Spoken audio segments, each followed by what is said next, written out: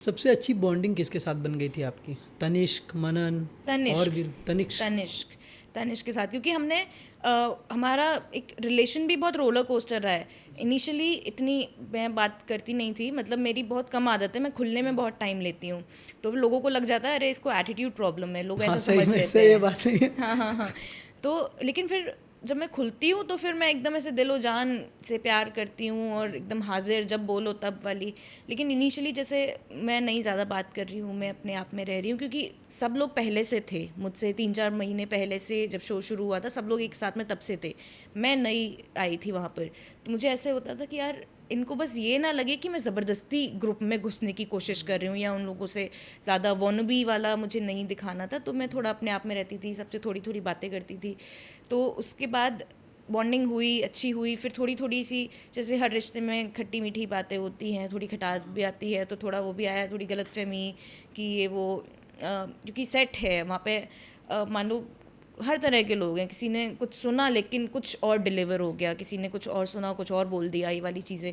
तो वो clear out करके, मतलब 2 महीने तो बीच में ऐसे आए थे कि हमने बात नहीं की थी आपस में। अच्छा। तनिष्क को मैंने, हमारा सीन होता था साथ में, हम आमने सामने खड़े हैं, सीन है, देवरानी जी भाभी गले लग रहे हैं, और कट होते ही वो इधर मैं इधर, मतलब ऐसे। क्या कारण था जो झगड़ा हुआ कारण दोनों वही में? मैं बोल रही हूँ कि गलतफहमी, कि आपने कुछ सुना लेकिन, मतलब किसी और मिडिल पर्सन ने कुछ जी। सुना लेकिन कुछ और जाके बोल दिया, वो वाली चीज़। अब इवन दो वो जानबूझ के नहीं कर रहा, लेकिन उसने जो सुना, लेकिन उसको ये नहीं पता ना कि अगले इंसान ने किस इंटेंशन से बोला है, कि उसका अच्छा इंटेंशन है बुरा इंटेंशन है।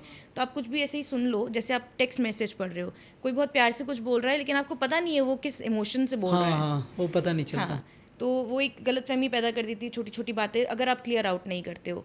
अब मेरा ये नेचर जो मैंने बहुत ज़्यादा यहाँ पे ही सीखा है, कि बस अगर आपने कुछ सुन लिया ना कि उसने कुछ बोला, ये वो छोटी से छोटी बात भी यार, अब सामने से जाके बात कर लो बात कर लो। कि यार मैंने ऐसा सुना कि सच है या फिर ऐसे ही है ये वो, तो मेरा भी आप सेम क्लियर आउट नेचर कर है। लो। हाँ। तो उससे क्या, आपका रिश्ता और उसमें क्लैरिटी वो बनी रहती है। हाँ। तो बीच वाले को पकड़े आप दोनों मिल के फिर? नहीं नहीं, फिर हमने सोचा कि यार ठीक है, जो हो गया, कौन लाइक था वो मिट्टी बीच वाला, डालो। बताना चाहोगे? कौन ऐसे, वही ना, कि मुझे नहीं पता कि मान लो अगर मैं अभी आपसे बैठ के कोई बात कर रही हाँ हूँ, हाँ, अब पीछे से कोई जा रहा है और उसने कुछ सुना, सुन लिया। लेकिन उसने ये नहीं पता उसे कॉन्टेक्स्ट क्या है, किस बारे में बात हो रही है, किस वे में बात हो रही है, और वो किसी और जाके कुछ और बोल दे रहा है किसी को जिसके बारे में बात हो रही है, कि अरे वो तुम्हारे बारे में कुछ तो बात कर रहा था। तब उसे नहीं पता उसने क्या बात करी, लेकिन उसका जो बताने का तरीका, उससे वो लगेगा कि अरे गलत। पता नहीं क्या ही हाँ। बात कर रहा होगा। तो वही वाली चीज़। लेकिन फिर बाद में जैसा था कि अरे साथ में सो रहे हैं, रात में नाइट शूट चल रहा होता था, तो सोफे पे साथ में बैठे हैं, सो रहे हैं। टाइम टू टाइम सबके साथ मेरी बहुत अच्छी बॉन्डिंग रही है, जी। कि जब शादी का सीक्वेंस चल रहा था तब मेरी वैनिटी के सुजाता जी के साथ थी। तो सुजाता जी के साथ नहीं थी, बल्कि बुआ दादी के साथ मेरी वैनिटी थी। लेकिन तब ऐसा बड़ा शौक था, वो सुजाता जी बहुत रील्स बनाती हैं, तो मेरा रहता कि कभी साथ में बनाते हैं, कभी साथ में बनाते हैं। तो हमने डांस की रील्स साथ में बनाना शुरू की, हमने 2-3 रील्स बनाई, तो उनसे इस वे में मैं बहुत क्लोज हो गई। और जब मुझे लैला को लेना था, जो मेरी पेट है, हाँ हाँ। तो मैं बहुत कंफ्यूज थी कि मैं क्या करूं, मैं लूं नहीं लूं। तो अरीना जी जो कविता जी हैं, तो उन्होंने मुझे बोला कि देख, तू दुनिया की मत सुन के, अरे कितना डिफ़िकल्ट रहेगा, तू कैसे मैनेज करेगी, क्या वो, तेरा दिल कह रहा है कि तू ले ले, तो ले और तू ले। कर पाएगी, तू उतना श्योर है अपने अंदर, तो तू कर ले। तो वो सबसे बड़ी मोटिवेटर थी इस मामले में, कि मैं लैला को लेकर आई। और सीरियसली मुझे तब से अब तक बहुत सारे, मेरी दुनिया ऊपर से नीचे हो गई है। मैं पहले अगर इस टाइम में जो मैंने शो छोड़ा, मेरे प्लान्स ये थे कि शो छोड़ने के बाद 1 महीने जो मैं गैप लूँगी अपने लिए, मैं ट्रैवल करूँगी। मुझे ट्रैवल करने का बहुत शौक है, मतलब सोलो ट्रैवलिंग मुझे सबसे ज़्यादा पसंद है, कि मैं कहीं ना कहीं, या तो इंडिया में, आउट ऑफ इंडिया कहीं मैं सोलो ट्रैवल करके आऊँगी 15-20 दिन का।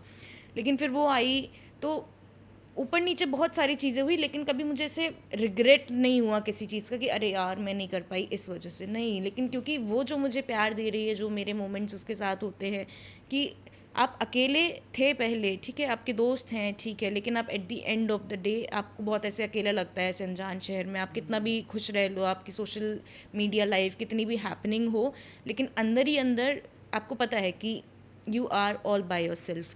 तो वो एक जो कमी थी, वो एक जो खालीपन था, वो लैला लेला ने आके भरा पूरा कर के। दी। हाँ। ये पॉडकास्ट के बाद लेला को भी हम दिखाना चाहेंगे यहाँ हाँ पे। हाँ हाँ, बिल्कुल। आखिरकार लेला है कौन? हालांकि जो इंस्टाग्राम पे मुझे जी। देखते हैं उनको सबको पता है, क्योंकि सब। मेरी आधी से हाँ ज़्यादा हाँ। स्टोरी सब तो लैला की होती है, लेला। लैला के साथ, अरे लैला ने ये किया वो किया, ये सब कुछ। यहाँ पे भी लैला काफ़ी परेशान कर अभी रही मुझे है। लग रहा है वो सो गई है, वरना उसकी हाँ, आवाज़ आ आवाज़ जाती है आती अब तक।